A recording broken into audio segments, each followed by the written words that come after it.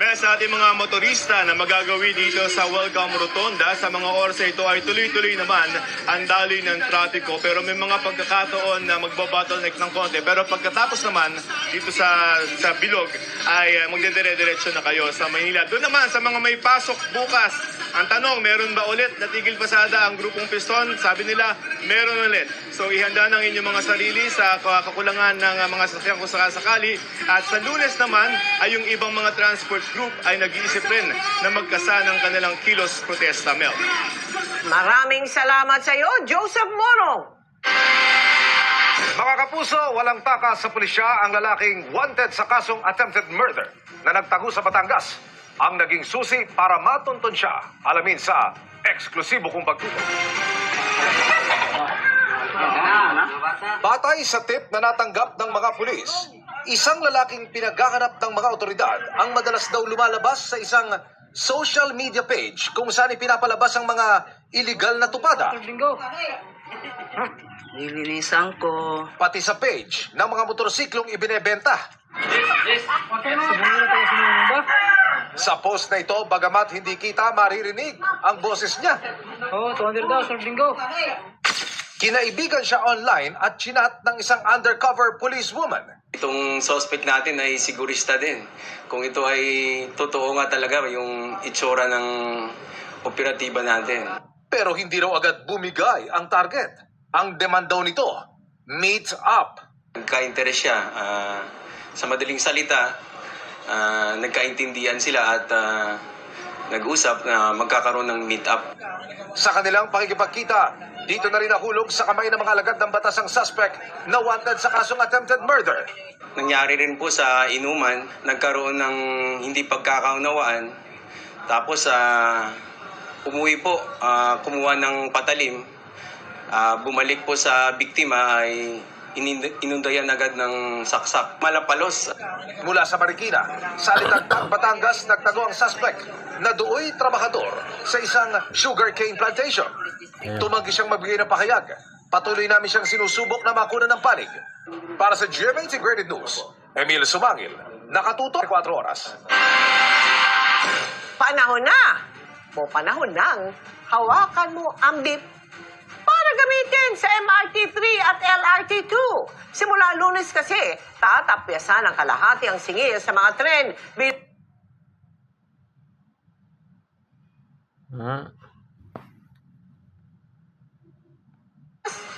Baka kayang libre na lang. Nakatutok si Salima Refrang. Sa gitna ng tuloy-tuloy na taas presyo sa langis at pagbawi ng Pangulo sa dagdag pasahe sa mga PUV, bawas pasahe naman ang handog ng MRT3 at LRT2. Simula sa Lunes, March 23, kalahati na lang ang babayaran ng mga pasahero sa MRT3 at LRT2. Ayon kay Transportation Secretary Giovanni Lopez, alinsunod ito sa utos ng Pangulo na pagaanin ang buhay ng mga commuter sa kabila ng epekto ng giyera sa Middle East. That's really very good news. Kaya ang ano nga po, dapat noon pa natin inaayos yung public transport system natin. Siyempre nakakatuwa po, lalo na po sa aming mga estudyante. Sobrang importante po talaga nun kasi kami, ang dami na po talaga naming gastusin. Masaya, yung mga tao na nangangailangan na minimum level is mas nakakatulong para sa kanila na mabawasan yung kanilang gastusin sa pang-araw-araw. Ang MRT3 handa raw sa pagdami ng mga pasahero sa pagsisimula ng bawas pasahe sa Lunes. Nasa 450,000 hanggang 475,000 ang ridership araw-araw ng MRT3. Wala raw ilalabas na dagdag na budget para rito at bibilangin ang mga diskwento bilang revenue loss. Ang LRT1 na pinamamahalaan ng private company na Light Rail Manila Corporation o LRMC, wala pang opisyal na anunsyo kung magkakaroon rin ng bawas pasahe. Sabi ni Akbayan Representative Percy Sandanya, bagamat maganda ang diskwento sa pasahe, mas maganda raw sana kung gawing libre na ang pasahe sa mga tren. Hawak ang beep card, pati mga placard, hinikayat ng grupong Akbayan Youth ang mga dumaraan sa labas ng MRT North Avenue Station na makiisa sa kanilang panawagang gawing libre ang pamasahe hindi lang sa MRT, LRT, pati sa bus. Sabi pa ni Sendanya, kung kaya raw magbigay ng diskwento, bakit hindi raw lubos-lubosin na?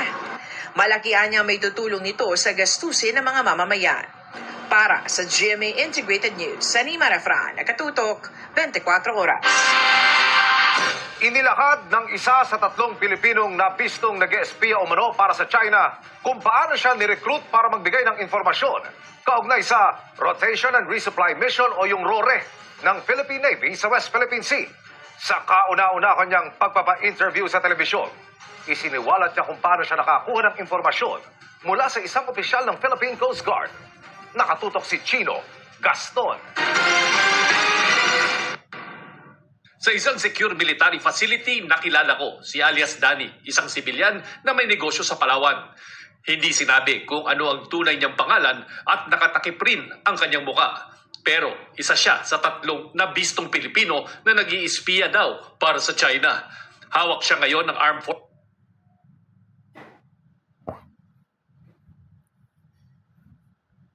Sa isang messaging app noong 2024 na nagpakilalang grupo ng mga journalist na nakabase sa US. Nagsimula sir dahil na-contact nila ako by internet.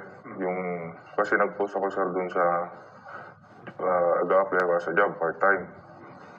Then nakuha nila ako dun sir, nag-contact sila sa akin. Bale, nauna sila mag-contact by WhatsApp. Dun kami nagsimula mag-usap. May pinapagawa silang mga ganito na simula nagtatanong-tanong kung ano yung mga kagamitan ng Philippine Coast Guard, ng Navy, which is ano naman sa internet available. So madali lang po yung mga napapagawa nila. Hindi naman mahirap para sa akin and kumikita rin ako. Lalong nagka-interest raw ang kanyang foreign handler nang magpanggap siyang miyembro ng Philippine Coast Guard. Taong 2024, binigyan siya ng cellphone kung saan idinadaan ang lahat na komunikasyon. Yes sir, yung cellphone lang sir. Cellphone na merong laman na games. Okay. Special games na kailangan ng code para mapasok ko yung mismong communication na andun sa games. Tapos yung communication na yun, pwede kang tumawag, pwede kang mag-text. Yes sir, pwedeng tumawag, pwedeng mag-text, pwedeng mag-send ng files. Tapos ikaw lang nakakabukas nun. Ako lang sir nakakabukas. Ano yun, by fingerprint, by... By code sir. Nang lumalim na ang impormasyong hinihingi, pumalit daw bilang handler si Peter na naghahanap ng impormasyon tungkol sa Rotation and Resupply Mission o RORE ng Philippine Navy sa West Philippine Sea. Lumaki rin daw ang bayad. Ayaw niya sabihin kung magkano, pero abot daw ito sa 100,000 piso. Anong sinasabi naman itong mga handlers mo pag nagbibigay? Bale sir, interesado lang sila sir sa RORE mission, sa visit ng ibang bansa sa Palawan. Yung mga sir, lalo na yung ASEAN. Sir, yun sir yung mga interesado siya. So siyempre sir, hindi ko naman yun. Minsan, hindi ko alam talaga yun. So, dahil nga sa malaki nga yung yung bibigay na pera, nagsimula na ako sir magkalkal ng mas malalim na impormasyon. Dahil dito, lumapit si Danis sa isang kaibigan na opisyal ng Philippine Coast Guard at palihim na kinuhanan ng impormasyon sa pamamagitan ng pag-access sa messaging app at email. Dahil sa tiwala niya sa akin sir, nakuha ko yung account niya. Bali ang Android sir, may dual messenger kasi. So, pwede ka maglagay ng 2 account. Nakuha ko yung account niya. Bali, hawak ko yung cellphone niya para